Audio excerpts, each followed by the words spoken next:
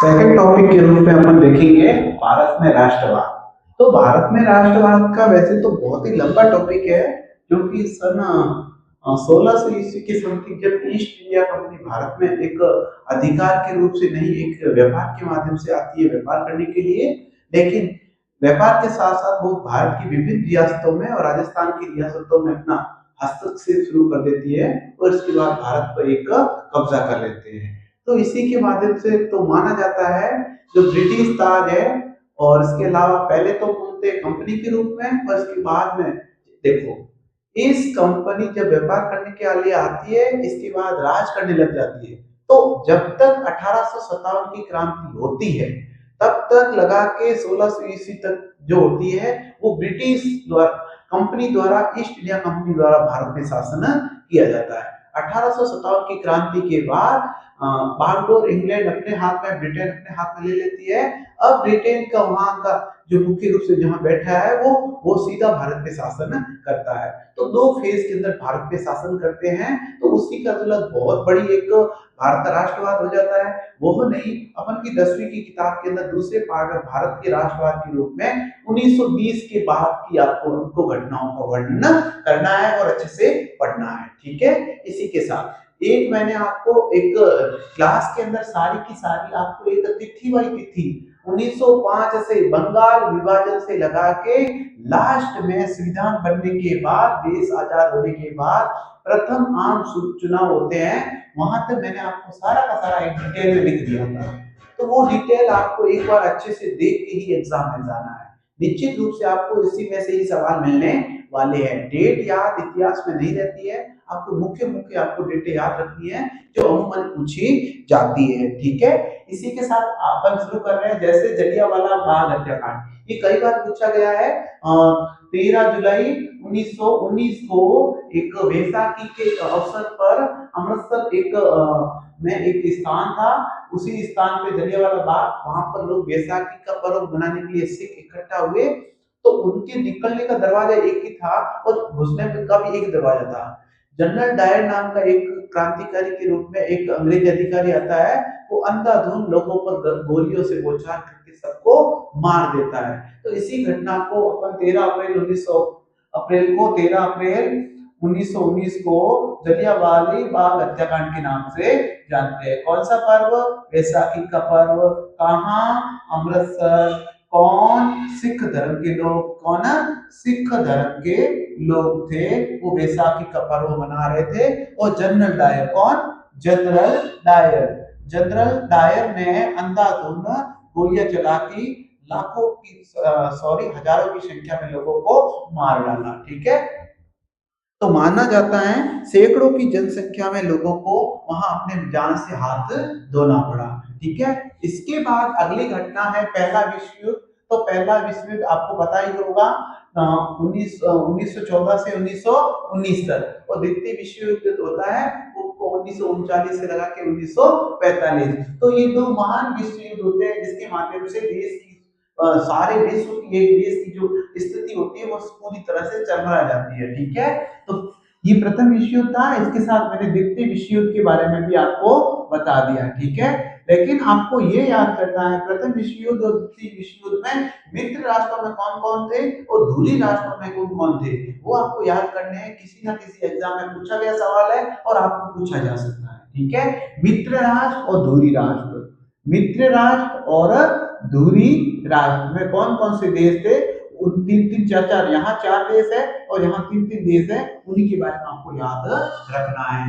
ये जलियांवाला बाग पहला विश्व युद्ध। अब जबरन भर्ती, जब पूरी तरह से ब्रिटेन वासी भारत के लोगों को युद्ध में मिला चुका था, इसीलिए उन्होंने गांधी जी को बोला कि आप लोगों को बोलिए और हमारे युद्ध में सैनिकों की कमी है उसको पूरा कीजिए। इसीलिए गांधी जी ने भी उनका जो एक सहयोग किया था, इसलिए उनको केसरी हिंद की उपाधि दी गई थी। लेकिन कुछ समय बाद उन्होंने वापस भी लौटा दी थी। लेकिन जबरन भर्ती से यहाँ तात्पर्य है सैनिकों को जबरन रूप से मजबूर करके एकदम जबरदस्ती उठा के एक भर्ती करना सेना के अंदर, उसी कहते हैं जबरन भर्ती।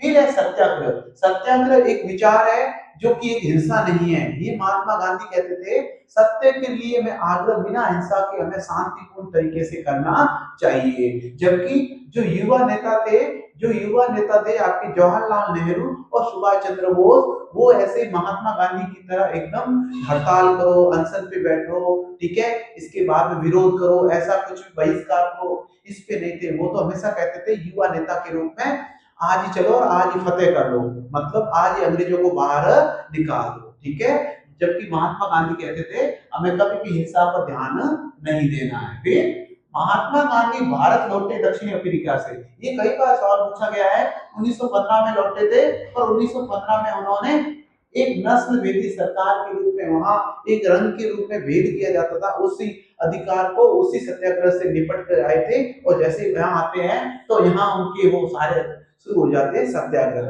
उन्होंने भारत में आके सबसे पहले राजकुमार शुक्ल राजकुमार शुक्ल के बुलाने पर, राजकुमार शुक्ल के आग्रह पे वे चंपारण में एक चंपारण सत्याग्रह आंदोलन करते हैं 1917 में, वहां वो सफल हो जाते हैं। इसके बाद खेड़ा एक है गुजरात का स्थान है, वहां पर भी वो एक आंदोलन करते हैं जिसमें किसानों को उनकी लाल भाग से संबंधित जो विशेष प्रकार की समस्याएं होती है उनसे फ्री करवाते हैं। फिर अहमदाबाद में मील मजदूरों से संबंधित कुछ प्रॉब्लम होती है, उनको भी सॉल्व करने के लिए तो ये तीनों सत्याग्रह पूछे जाते हैं। और तीनों के तीनों उनके दक्षिणी अफ्रीका से वापस लौटने के बाद 1915 में उनके द्वारा जब लौटा जाता है, उसके बाद फिर 1917 और 1918 में ये इस प्रकार से सत्याग्रह किए जाते हैं। फिर रोलेट एक्ट का जो होता है वो 1919 में होता है। रोलेट एक्ट वो एक्ट था जिसके माध्यम से बिना कानून, बिना दलील, बिना कोई मुकदमे के सीधे पकड़ के लोगों को जेल के अंदर या जेल भरो आंदोलन एक था, उसी के ही रोलेट एक्ट के नाम से जाना जाता है। इसके बाद ये पूछा जाता है अली बंधु कौन कौन होते हैं, ठीक है, ये इतिहास में कई बार सवाल पूछा जाता है। तो अली बंधु में मोहम्मद अली और शौकत अली माने जाते हैं। इसके बाद मुंबई में खिलाफत समिति का गठन कब किया गया? 1919। ये ऐसे मिलान वाले सवाल आ सकते हैं जैसे जलियांवाला बाग हत्याकांड, ठीक है, इसकी डेट दे देंगे यहाँ 1919, ठीक है, 13 अप्रैल 1919। और इसके अलावा दे सकते हैं खिलाफत समिति, खिलाफत समिति इसका सीधा देंगे 1919। और इसके अलावा दे सकते हैं कांग्रेस, जो कांग्रेस की जो स्थापना हुई थी वो अपन का 1885 में होती है। और इसके साथ और दे सकते हैं 28 दिसंबर 1885 को। इसके साथ और कोई घटना जैसे दे सकते हैं, जैसे अपन मान ले तो रोलेट एक्ट। तो रोलेट एक्ट तो वैसे तो ये हो जाता है सीधा, लेकिन रोलेट एक्ट के अलावा और अपन ले सकते हैं जैसे असहयोग आंदोलन।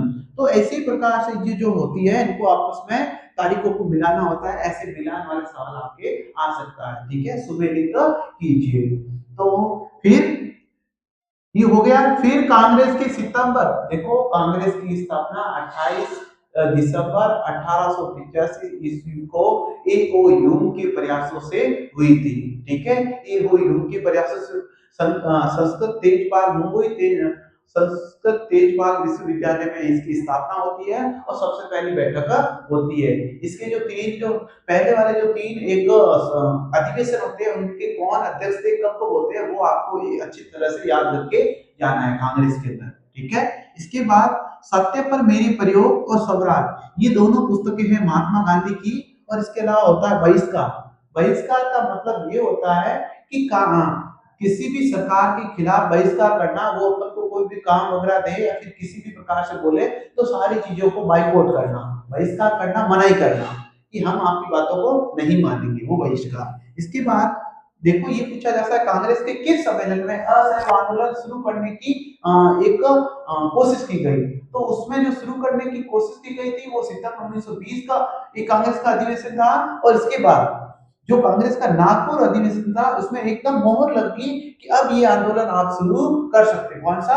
असहयोग आंदोलन। इसके बाद असहयोग खिलाफत आंदोलन है 1921 में शुरू होता है। फिर पिकेटिंग क्या होता है? पिकेटिंग एक ऐसी क्रियाविधि होती है जिसके माध्यम से आंदोलन के दौरान जब महिलाएं वगैरह जब आंदोलन में शामिल हो जाती है, तो वो दुकानदार वगैरह होते हैं, उन दुकानों को अंदर ग्राहक लोगों को अंदर घुसने नहीं देते, मतलब उनको दुकानदारी चलने नहीं देते। तो इस विशेष प्रकार की होती है जिसे अपन कहते हैं पिकेटिंग, है ना। फिर गिर मिट्टिया मजदूर का मतलब ये होता है, ये एक अंग्रेजों के द्वारा चलाई गई एक योजना थी जिसके माध्यम से उन्हें गिर की मिट्टिया, मतलब कुछ कर करके पूरी अपनी जिंदगी मिटा देते थे, फिर भी उनको वो हक नहीं मिलते थे जिन हक की वो चाह रखते थे। इसके बाद में है बेकार, तो बिना किसी मेहनता ना दे, मतलब दिन पूरा काम कराओ, सिर्फ दो वक्त का खाना दो, और कोई शुल्क या फिर कोई राशि या फिर कोई पैसे नहीं दिए जाते थे, उसी की बेकार प्रथा या बेकार कहा जाता है। ठीक है। इसके बाद में बारडोली सत्याग्रह, जो कि 1928 में होता है। बारडोली सत्याग्रह एक सत्याग्रह होता है जिसमें महिलाओं ने और सरदार वल्लभ भाई पटेल जो भारत के लोक पुरुष माने जाते हैं, जिन्होंने भारत की 565 रियासतों को एक साथ करके एक भारत का नवीन निर्माण किया। उनके साथ वीपी मेनन भी थे, दोनों के प्रयास से एकीकरण संपन्न हुआ था। वही थे सरदार वल्लभ भाई पटेल। सरदार वल्लभ भाई पटेल ने बारडोली सत्याग्रह की नेतृत्व किया था 1928 में, इसलिए महिलाओं ने उनको सरदार भाई और पटेल की उपाधि दी थी। और इसके बाद असहयोग आंदोलन को वापस क्यों ले लिया गया, तो चोरी चोरा कांड 5 फरवरी 1922 में एक जेल होता है, उस चोरा चोरी नामक का एक स्थान होता है, उसमें एक पुलिस स्टेशन के रूप में एक छोटी चौकी होती है, उस चौकी को पूरी आंदोलनकारियों द्वारा जला दिया जाता है, जिसमें बहुत सारे एक जो होते हैं सैनिक के रूप में एक कांस्टेबल वगैरह वो समाप्त खत्म हो जाते हैं, मर जाते हैं, इसीलिए महात्मा गांधी ने असहयोग आंदोलन वापस लिया। अब है गुरिल्ला पद्धति, गुरिल्ला युद्ध का मतलब ये होता है किसी से लड़ना लेकिन छुप छुप के, जैसे पहाड़ों के बीच या पहाड़ों के बीच में कोई झुर्री से लगा के, या फिर कोई बड़े से महल होते थे, आपको पता है राजा महाराजों के, तो उनपे जो ऊपर एक खिड़की होती थी उसके अंदर एक कोई विशेष प्रकार की एक तोप वगैरह रख के लड़ना, तो मतलब एक छुप के लड़ने वाली एक पद्धति होती है, उसे गुरिल्ला पद्धति, ये महाराणा प्रताप की अच्छी पद्धति मानी जाती है। इसके बाद साइमन कमीशन का जो स्थापना होती है 1927 में होती है, और 1928 में ये भारत में आता है। साइमन कमीशन के अंदर जो लोग होते हैं वे सारे के सारे अंग्रेज होते हैं, और वे अंग्रेज लोग आते हैं और इसीलिए भारतीयों द्वारा उनको विरोध किया जाता है। भारतीय एक नारा देते हैं, साइमन गो बैक। ठीक है, साइमन गो बैक। तो साइमन गो बैक के नारे लगा के साइमन कमीशन का विरोध किया जाता है। उसी दौरान लाला लाजपत राय की लाठी चार्ज में मृत्यु हो जाती है। ठीक है, लाला लाजपत राय। ठीक है, लाला लाजपत राय।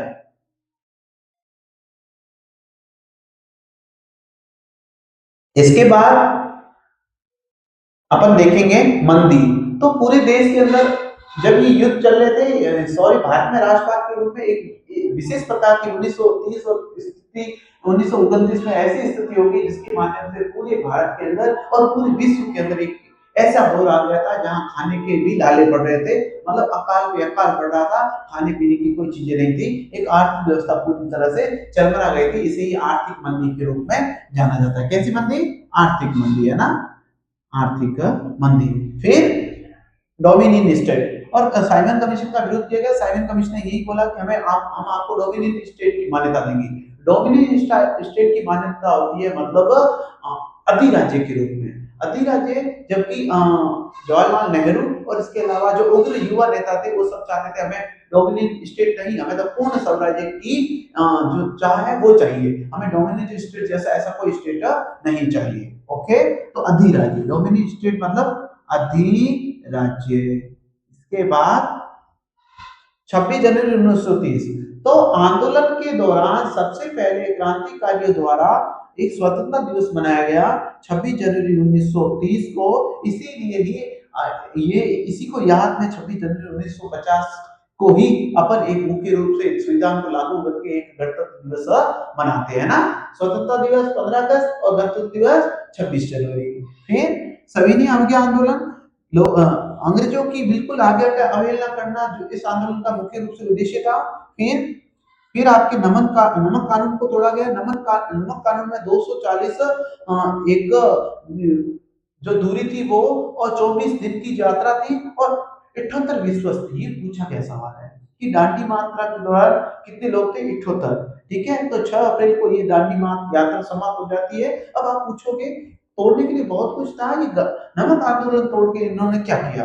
तो नमक नमक जो खाने की एक वस्तु है जो आम लोग हर कोई यूज करता है, अमीर गरीब सभी लोग, इसीलिए एक आम भाषा में कहा जाए तो ये सभी की आवश्यकता की चीज है, इसीलिए इसी को ही और इसी के ही पक्ष में कहा गया। ओके, ओके, ठीक है।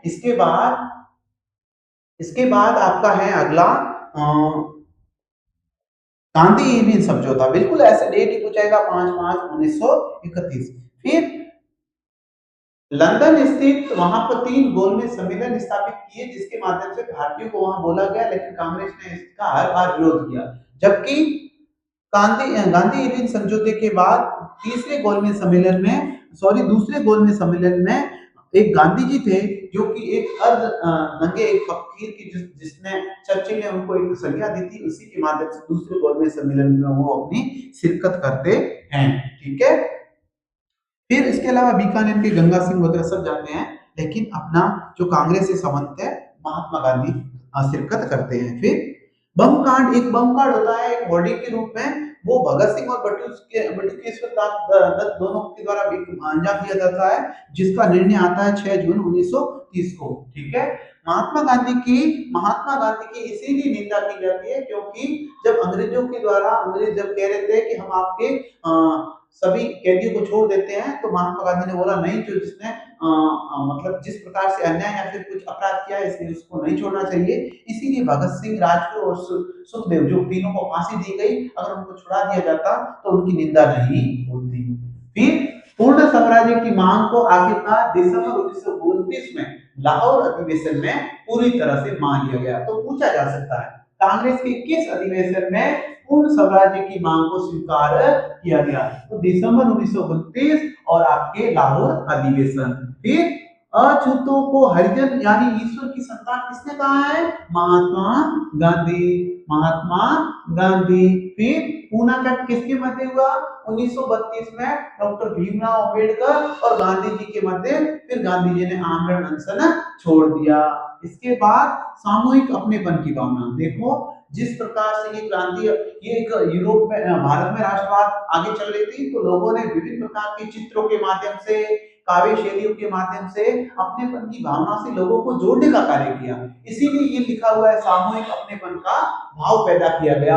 कैसे? लोक नृत्यों के माध्यम से, लोक गीतों के माध्यम से, ठीक है, काव्य कृतियों के माध्यम से, काव्य कृतियां, ठीक है, कवियों के माध्यम से, ये सब कुछ के प्रभाव से लोगों में एक अपनेपन का भाव पैदा किया जाए। फिर भारत माता की उस दौरान जो एक छवि बनाई थी, उनका नाम है अवनींद्रनाथ टैगोर। वंदे मातरम के जो लेखक के रूप में कौन है? बंकिम चंद्र चट्टोपाध्याय। तो पूछा जा सकता है अभी हाल के दिनों में बंकिम चंद्र चट्टोपाध्याय द्वारा लिखा गया वंदे मातरम है, उसके 150 साल पूरे हो गए थे। उसी के उपलक्ष्य में एक विशेष दिन मनाया था, इसीलिए आपको याद रखना है वंदे मातरम 150 वर्ष पूरे। ठीक है। इसी को गीतांजलि में मिलाया गया और 24 जनवरी 1950 को इसे वंदे मातरम एक राष्ट्रीय गीत की एक उपाधि या फिर राष्ट्रीय गीत माना गया। ठीक है। तो संविधान सभा द्वारा 24 जनवरी 1950 को एक वंदे मातरम को एक राष्ट्रीय गीत की उपाधि या फिर राष्ट्रीय गीत की मान्यता दी गई। इसके बाद जो वंदे मातरम गीत था, इसको आपको पता है 1878 में आपकी ये वंदे मातरम लिखा गया और इसी के जस्ट 6 सालों बाद बोलोगे आप 1884 ईस्वी में इसे आपके गीतांजलि में सम्मिलित कर दिया गया। ठीक है। फिर कैबिनेट मिशन। तो पूछा जाता है भारत का संविधान का निर्माण किस मिशन के तहत हुआ? तो कैबिनेट मिशन के तहत हुआ। करो या मरो का नारा किसने दिया? महात्मा गांधी ने। भारत छोड़ो आंदोलन कब माना जाता है? 8 अगस्त 1942। फिर एक क्रिप्स मिशन, ये भी मिशन असफल हो गया था क्योंकि इसके अंदर जो स्टीफन क्रिप्स थे वो इसके अध्यक्ष थे और ये भी मुख्य रूप से अंग्रेजों के द्वारा ही बने थे या सारे के सारे अंग्रेज थे, इसीलिए भी ये पूर्ण रूप से असफल रहा। तो इसी प्रकार की, और इसके अलावा मैंने आपको पाठ पढ़ाया था उसी दौरान एक लिखाई थी, एक काव्य से सॉरी एक क्रम संख्या लिखाई थी। बंगाल विभाजन, कौन कौन सी घटनाएं वगैरह हुई थी, सारी की सारी घटनाओं का एक क्रम लिखवाया था। और 15 अगस्त 1947